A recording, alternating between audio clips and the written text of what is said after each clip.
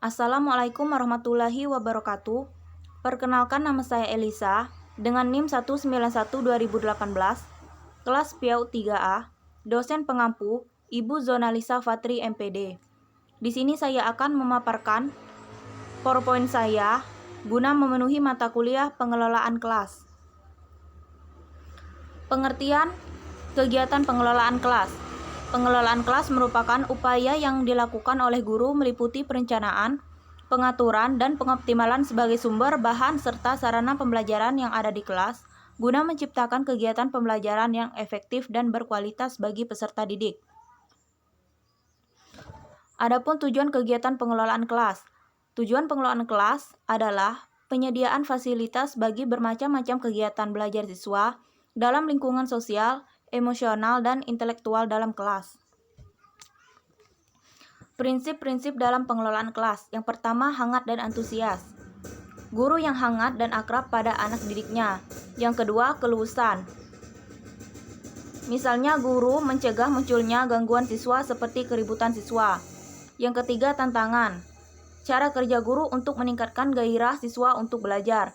Yang keempat, menekankan pada hal-hal yang positif untuk menghindari pemusatan perhatian anak pada hal yang negatif. Yang kelima, bervariasi. Alat atau media untuk menghindari kejenuhan pada anak.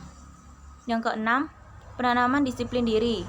Anak dapat mengembangkan disiplin diri sendiri dan guru menjadi teladan mengendalikan diri. Mengapa lingkungan belajar sangat penting bagi anak? Anak belajar tidak hanya dari apa yang diajarkan kepadanya, namun anak juga belajar dari apa yang dilakukannya dan dari apa yang ditangkap oleh indera dari lingkungan sekitar, termasuk orang-orang yang ada di sekelilingnya. Lingkungan belajar penting untuk diperhatikan oleh guru, karena lingkungan dapat mempengaruhi perasaan, tindakan, dan perilaku anak. Model pembelajaran yang digunakan.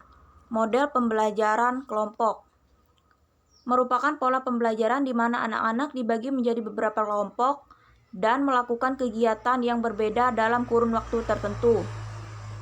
Yang kedua, model pembelajaran sudut.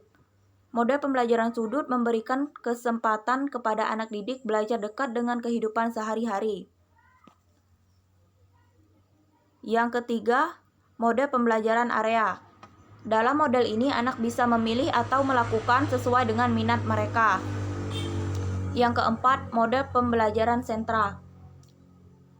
Pembelajaran yang menggunakan prinsip-prinsip yang terpusat, terfokus untuk membangun potensi anak agar berfungsi secara positif dan optimal. Bagaimana menata lingkungan belajar? Yang pertama, kesesuaian dengan usia dan tingkat perkembangan anak. Alat main yang ditata harus sesuai dengan kemampuan anak. Yang kedua, keselamatan dan kenyamanan yang tidak membahayakan anak. Yang ketiga, menarik dan dapat diperkirakan agar anak bisa bereksplorasi dan bereksperimen. Yang keempat, kesesuaian dengan kegiatan pembelajaran harus disesuaikan seperti penataan sarana seni, kreativitas, matematika, motorik, dan lain-lain. Yang kelima, fleksibilitas. Dapat ditukar dipindah untuk menghindari kebosanan anak. Yang keenam, perbandingan dengan jumlah anak. Alat main disesuaikan dengan jumlah anak agar tidak rebutan. Yang ketujuh, terjangkau. Tempat yang mudah dijangkau oleh anak. Yang kedelapan, labeling. Semua alat diberi nama sesuai dengan jenis dan alat main anak. Kesembilan, kebersihan. Kondisi harus diperhatikan, misalnya debu, jamur, dan bau. Persyaratan ruang bermain di PAUD. Yang pertama, ukuran dan luas ruang bermain. Ukuran dan luas ruang minimal 3 meter persegi agar dapat memfasilitasi kegiatan bermain anak. Yang kedua, arah. Diharapkan menghadap ke arah datangnya cahaya dan udara. Yang ketiga, ruang. Yang keempat, jenis ruang.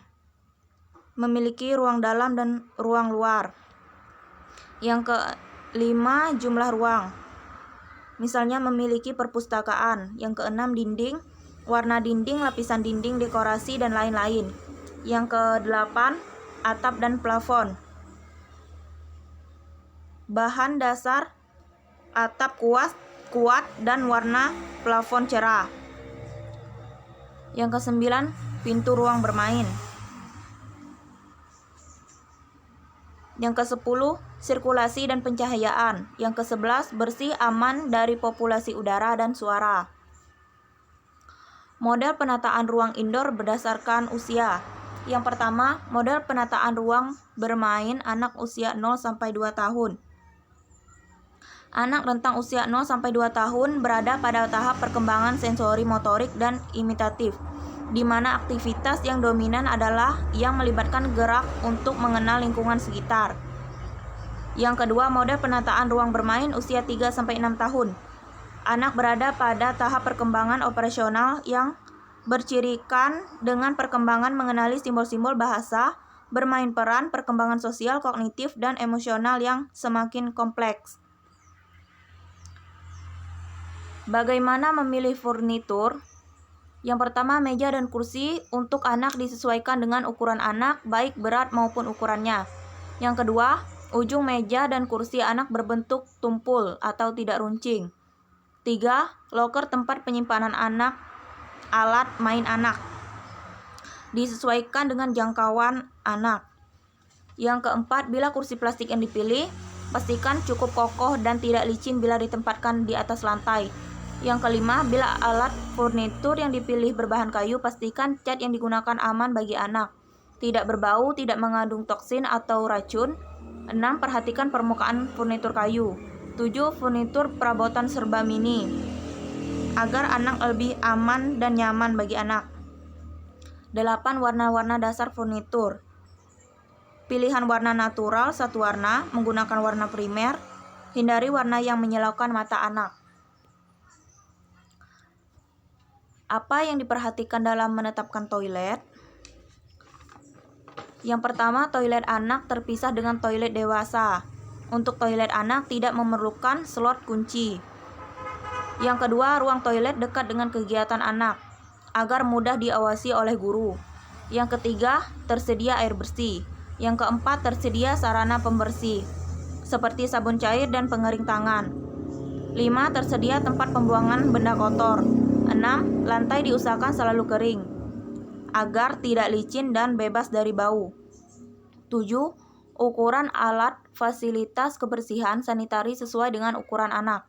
8. Pencahayaan ruangan sesuai dengan pencahayaan yang baik. Yang ke-9, semua alat dan sanitari di ruang mandi selalu terjaga kebersihannya. Apa yang diperhatikan dalam menempatkan cuci tangan? Tempat cuci tangan perlu ada di lembaga PAUD dengan tujuan untuk mengajari anak bagaimana cara mencuci tangan yang benar dan baik. Tersedianya tempat cuci tangan yang dilengkapi dengan sabun atau sabun cair dan alat pengering bertujuan untuk menjaga kebersihan diri dan melatih kebiasaan anak.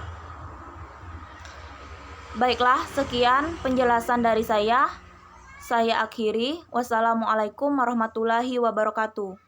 Terima kasih.